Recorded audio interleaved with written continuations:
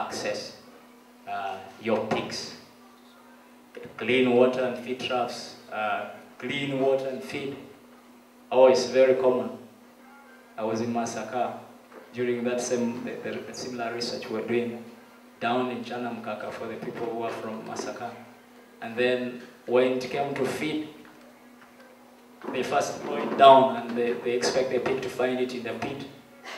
The leftovers, they just dump it in the pit, in the sock pit, and then the pig, they let go of the pig, it finds it there. They call it, they allow the pig to scavenge, which is not good. It will pick infection.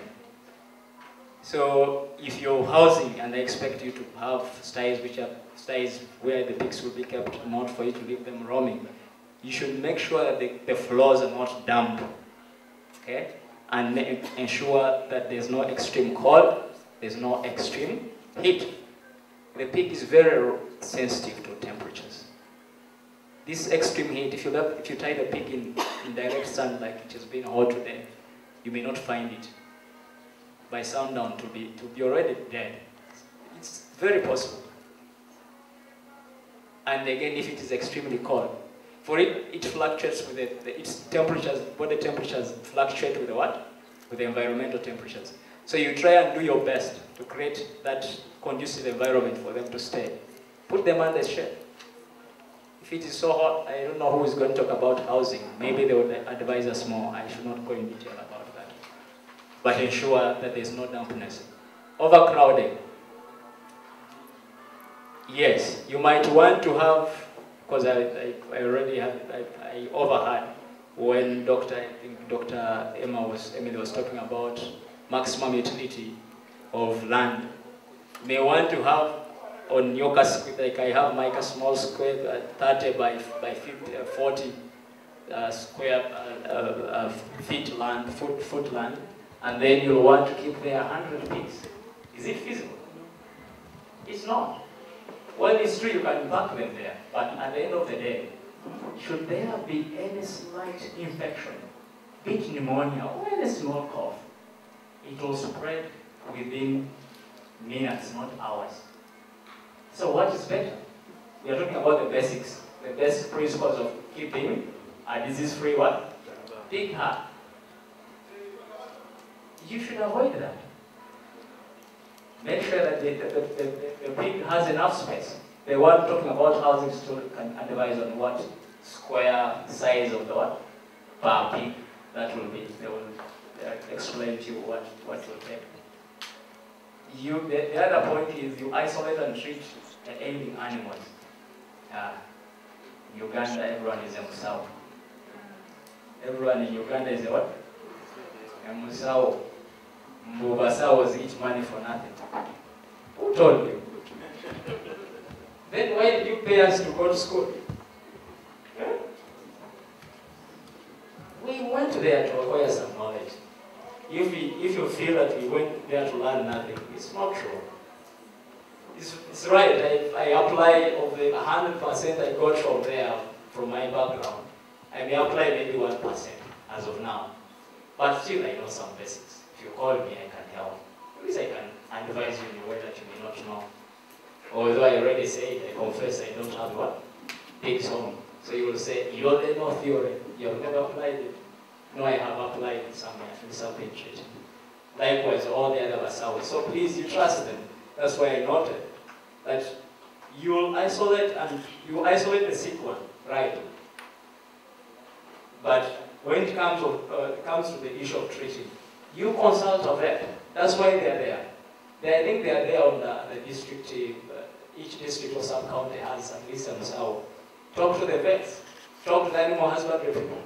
They should be able to help you and give you sufficient advice to keep your diseases off the farm. Don't do it on your own. You might be treating the wrong disease.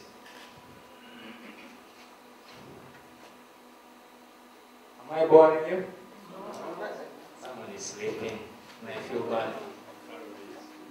So, because I already noted that African swine fever is a serious menace, it's a big issue here in Uganda, though there are so many other infections in the country. I would feel I'll give some more detail on African swine fever, and then I closed it there.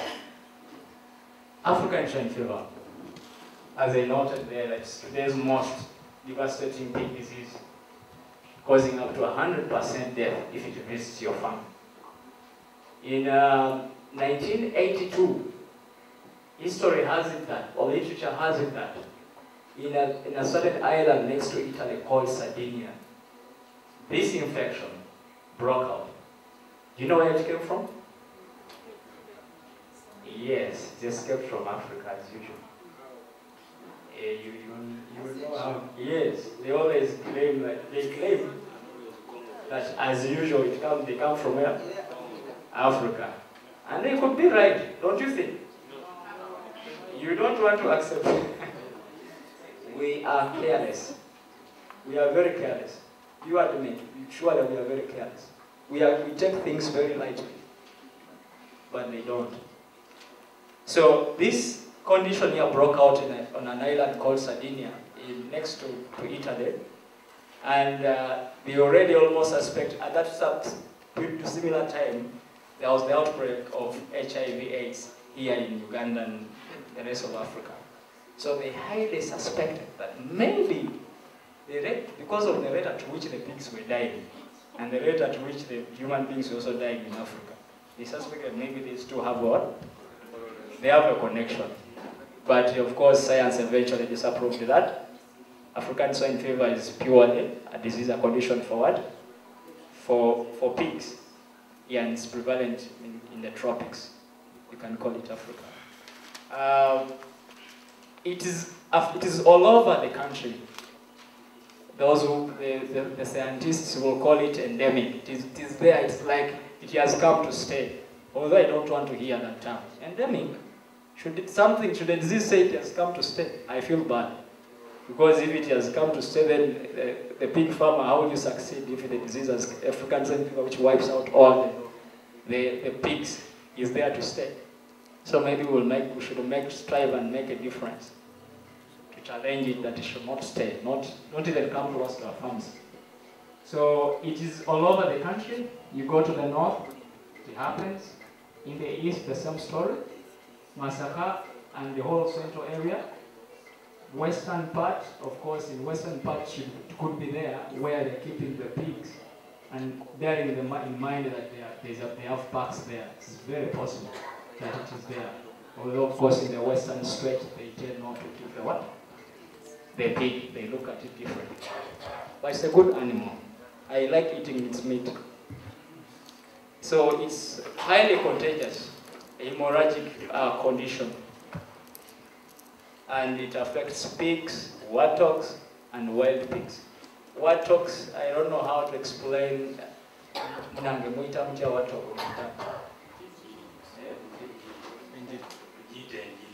call it enjiri. I don't know how they call it in Asholi. But then, yeah, I could locally call it like a pig, but with those tusks out like this. So, and then the wild pigs also. There's one place I'm aware of where that wild pig exists. That is in the whole stretch of Amoro. They are always there. And if you go to Gulu, they tend to serve you with the wild game. Pig is one of them. Then also in Masaka, there's a place in Chanamkaga called Namirembe. They are common there. But wherever they dwell, that condition will always emerge from there. When an outbreak ceases, always expect that the index cases, or the first cases, will always come from around where those wild, or the relatives of the pig are. So it affects all the groups of pigs. Doesn't segregate that this is young, this one is old, and all of them are affected. Although when there's an attack, because of the tendency of the adult being found when it's already stable, it can easily crush the piglets. So we note that it is very, very stubborn and spreads very fast. And the signs are high fever, loss of appetite, hemorrhages on the skin. I was not able to upload my pictures. I to fail to upload. Otherwise, I will, when I'm organizing the presentation, I'll attach and give it to the organizer. So you will see peculiar signs. These ones you will not miss. You won't miss them. You will see those signs, those hemorrhages, the pinpoint hemorrhages, or I don't know the common term. Do we all understand the word hemorrhage? Do we? We don't. I would call them like, pardon? Okay, yes, like bleedings, but this time they are pinpoint. They are all over the what? The skin. They are visible, and they start with the ears, then around the here, the upper, the forelimbs, around here, the shoulders, and then the rest of the skin eventually. Then also what they call attacks, or they become like they are drunk, like you've given them the brew that someone was mentioning. So they are very peculiar. You cannot miss. You just know and suspect that this should be what? African swine fever. It is caused. It also affects the internal organs, but of course, when you know that it has affected the internal organs after you have opened it up, you'll still find those bleedings on the organs, on the liver, on the lungs. You'll find those bleedings. It will take usually after it has affected the pig. It will take between 2 to 10 days. Is that very severe and terrible? 2 to 10 days, and you'll lose your pigs. That's why it is very, very, very dangerous to have it affect your pigs. It is caused by a virus. I can just end there. And it is called a notifiable disease. It's a notifiable animal disease. That's why it's severity. Because if you have a disease that clears the whole farm of over 100 pigs, then that one should be notifiable. Notifiable meaning that in case you experience it on your farm, although that's not what you usually do, when it comes, you go and inform the vet. If you cannot reach to the vet's office, inform the LOC1 of the area. Because it's a serious issue. Not so. It will cause serious economic losses. So, pardon? You'll ask later. Even Muslims are keeping pigs in massacre, by the way. Oh, thank you. So, you inform. That's the meaning of the word notifiable. You inform. And when the vet is informed, he's also supposed to inform the what? The commissioner. The commissioner of the Republic of Uganda for livestock. And then the commissioner also has the responsibility, take the responsibility to report it to the overall organization in charge of animals, animal health organization. It's called OIE. That's a French term. So, so that they should not cause explosive attacks. So that it should not sweep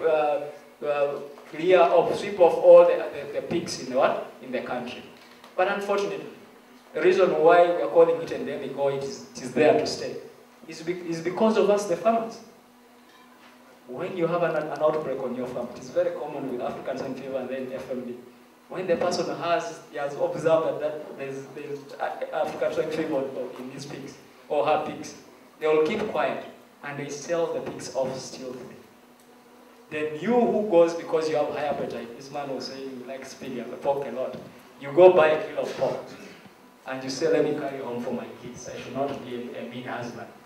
You'll take it and your pig, Lord, will get affected by either eating the contaminated food or the water that they pour and drinks. And the whole herd or the whole village and the district and eventually the whole country is affected. So we should take it upon ourselves that whenever such outbreaks happen, please, let's be responsible. As you want huge returns, they come with a responsibility. I'll eventually talk about it when I'm talking about recommendations of a very hard, aggressive criteria of doing away with the disease. I know it cannot be applied in Uganda because we always handle ourselves with soft hands. So we are talking about how it is transmitted. We said that the relatives of the pig, wattle, wild pig, they are the natural, they are the ones which carry that condition. For them, they will have that virus, but then they will not come down with the disease. They will not die. There is a way they are used to carrying the disease. They won't die. But then they are always the source of a new outbreak. They are always what? The source of a new outbreak. So how do they become the source of a new outbreak? There is a tick, a certain soft tick. I don't know if any of you have seen it. If they can happen, they tend to suck the blood of the pigs. It's called ornithodoros pig or soft tick. This one takes in the blood, and very interestingly enough, I cannot go into the biology involved, but that virus multiplies. Is what they call the cycles. The virus multiplies in that tick and can be now transferred to your pig in case that tick has access to your pig, especially those of you who are not ready to construct houses or snails for your pigs and you leave them to roam around. I don't think you can do that. You are business-minded people. You're rearing not for prestige, you're rearing for money. So, and those all other details, I'm not going into them. So, the pig can also be affected. From pig to pig, you can get the infection from allowing the pigs to share the same feed trough, the same water trough. The sick one automatically infects the what? Contaminates the feed with the infection. And then I talked about the meat products. That this habit here, I've gone visited the Uncle so-and-so, Uncle John, and then they have given you, after eating half a kilo, you say, I should take a quarter to my wife. You carry the infection home. Or if you visit Nicodemus, you carry it also. Then flies, they can mechanically transmit the condition. When they bite, I don't know how they call those useless flies, they are like house flies, kawawa, or the gnat, or the estrus, all this. So the kawawa can go ahead and call it biting majors in local English. So the biting major kawawa can bite. There's a season where they are so common. So they can bite one pig and go bite another one. They can transmit the disease. The other issue is the equipment we use, the overall. You yourself, the farmer. After if you have different stalls, after you've entered here, you go ahead and enter the next stall of the pigs. So if you're assuming you have separated them in different stages, you'll transmit the condition yourself. Plus even your clothing, the vehicles, the visitors that visit you, and then also the enemy, the neighbors who are a menace. Someone can just deliberately get something and put it in your pigs. I remember when we were growing, I'm a village boy, so where I grew up in my village, Palisa. If at all the neighbor sees that your birds are doing very well at the neighborhood, and the neighborhood, for them, they have Newcastle. At least they will carry their Newcastle bird and throw it in your farm. So there are always those tendencies. I will rush because my time is up. The signs I've already mentioned them already. Maybe to mention is that this condition can be very severe, can be moderately severe, and then it can be chronic or mild, depending on the challenge. Sometimes in a scenario where pigs have never been affected with that condition before, they will not have that ability to fight off the disease. But when a pig survived the first time, there are cases where maybe like if they are about 100, 30 can survive. So if the 30 survive, they can also be reserved for the infection. Yes, they can be the source of infection. How do I confirm that it's African swine fever? There's a lie moving around, and please don't buy it. You are potential sources of money, of income. For me, for any other person. who has lines of who practices, who gets involved in pig management and so on, but don't take the lie. There is a lie that there is a vaccine, or that this disease can be treated and so on. So to prevent that lie, this disease here has a relative. It's called classical swine fever. Classical swine fever is not here in Uganda. So to confirm, to differentiate that it's not classical swine fever, what to confirm. There are those laboratory analyses that they do. There's some science they perform using those tests. They call them PCR, they call them ELISA, and so many others to confirm and be sure that this is African what? Swine fever virus. Okay, preventing or controlling African swine fever. I've already mentioned that surely, at least based on the little I know, I've not heard of any what? Treatment. Although when I was with that gentleman in Masakari, he told me that urine and something, it's nicotine or something, that it can treat. No, it can't. It does not treat. It's a lie. It's not. That was by coincidence, Zay. I'm sorry, but it was a coincidence. Actually, it could have treated the symptoms, not the virus. So there's no vaccine. Yes, as I already noted, Mama, that it is possible that the condition can be chronic. Instead of dying 100, you can save about 30%. You are lucky that they didn't die. We thank God. Oh, yes, we thank God that only one. So then what should we do? I'm concluding. There's what we call biosecurity. And that I've indirectly been seeing that song right from the moment I started. Biosecurity, you have to ensure that where you keep the animals or the pig, you ride the pigs from, has to have strict regulations of who should access, who should not. Even you yourself, when you're working there, should make sure that you have baths to disinfect yourself. Should ensure that if you have some other herd that is suspicious of having a new herd that has come in from elsewhere, don't move from that herd and come directly and feed your original herd. It is very possible that you can introduce the infection. We talked about the warthogs. You ensure that you avoid your pigs moving around. They should be out so that they don't come into contact with where the warthogs dwell. We talked about the vectors. That one is simple. You spray the pigs to prevent the ticks. We talked about as I talked of in some place where they serve wild pork from the wild pigs. You eat it and let it remain where? In the water.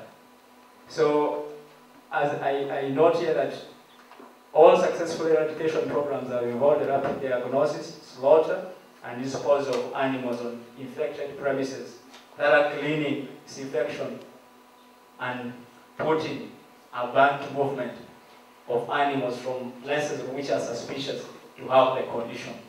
But do we do that? Do we? Dear farmers, do we do that in Uganda? We don't. Everyone for themselves. We don't care. If I want to sell my pigs, I realize, as I already said, I would rather go ahead and what? And sell and get some gains, whatever I can get, and I move on, which is not good. At this point, I'd like to caution you and encourage you that let's be responsible. In case of such conditions breaking out, you go ahead and inform. You inform the responsible authorities so that we can keep that African terrible disease from our hearts. I would like to conclude by saying that successful pig production is highly dependent on the efficient disease control. Farmers should aim at preventing diseases and parasites rather than treating after they occur. Not so. Yes, aim at preventing. Aim at having it healthy, other than leaving it to live in a way it wants, should care for itself, and then after that you come in and panic and I think where is Musau's number? You never bother to find out who your Musau is for the sub-count. Then finally when you see your pig going down with fever, then you remember, oh, Mbu, is that one? There are those who went to Nazi Musomo, they're the ones who they know so and so is the Musau. That won't work. So prevention is what? All right. Thank you so much for listening. God bless you. Any questions? But maybe before you go, you give them your mobile number. Because we are running out of time, I don't even know how to proceed. But maybe for emergency measures, give them your mobile number. Anybody will call.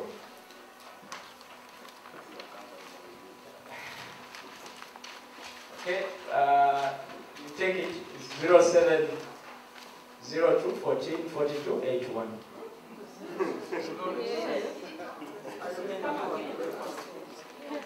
0702 14 42 81.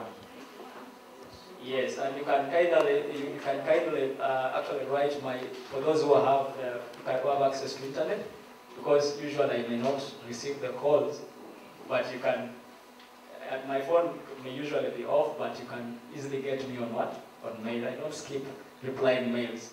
That's for those who have email addresses. This is kungu@live.com. KUNGU @live.com. Yes, LIVE. V. Live. Yes. Thank you so much.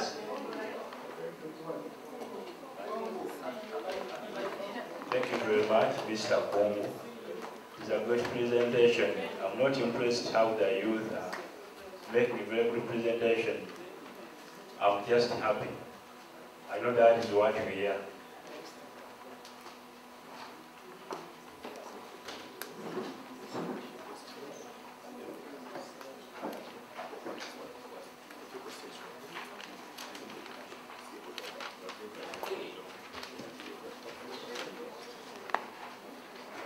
A question?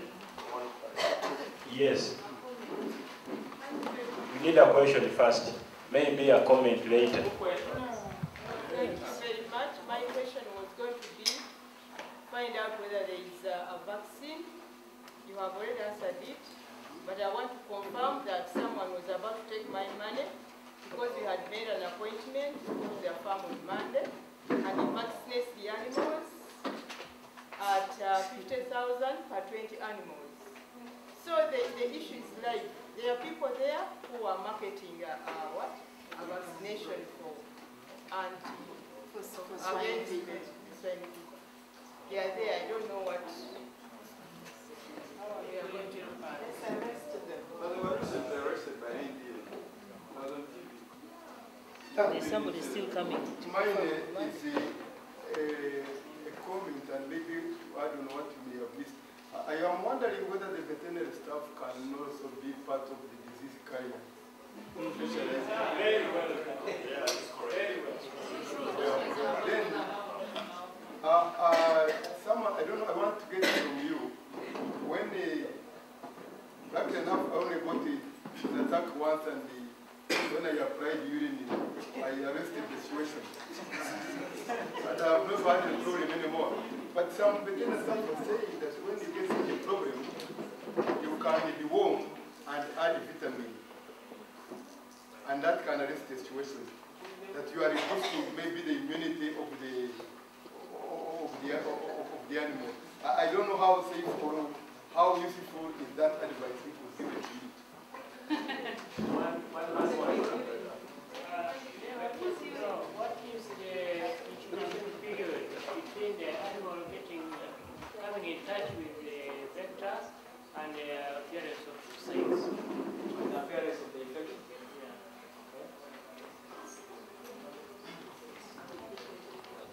Thank you so much for the questions. I think that the two Mama and the Mosei there, they were just clarifying issues. Please, what I've told you is a reality. That's why I told it to you anyway. so that you're not duped. There is no cure, no vaccine. If the animals survive, you're lucky they what? Survive. And if there are those that have survived, clear them. Clear them because they will harbor as to be a source of what? Of the infection. Not so you could clear them or eat them within. Be fair, be lenient to the rest of them. Then he asked about the onset of the disease. I gave a range when I was presenting. That when for instance, if a tick bit that is carrying the virus, if it beat the animal, within 2 to 10 days, there will be onset of what? Of the disease, and I guarantee you will see them. I think allow me sign off at that point, and I need to explain. You commented that when an attack is around, that the farmers tend not to report. Yes. And I think one of the main reasons is that as soon as you report, Yes.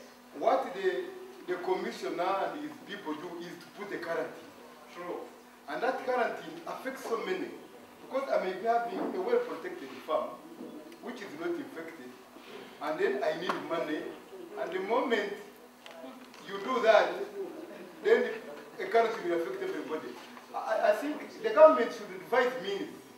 Maybe when such an attack is there, they go around sensitizing the people and see the intensity of the problem instead of just taking easy escape into a quarantine. It's our government. I'll take over from him. You'll take over from there.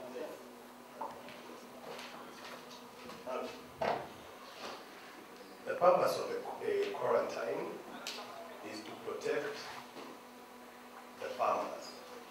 The other options the government has looked into, but it could not afford.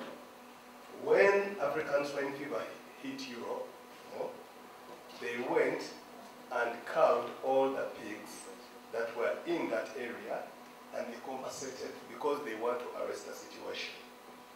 That is not feasible in Uganda, because in the Uganda way, if they decide to cull, it will take probably years for you to get what? Compensated. And yet, African swine fever can actually wipe out all the pigs in a region. So, as much as you wouldn't want, I understand your situation, as much as you wouldn't want to report, because of the economic losses that you will face, but you should look at the bigger picture. Okay? Then, just a comment on what that lady is saying. The reason why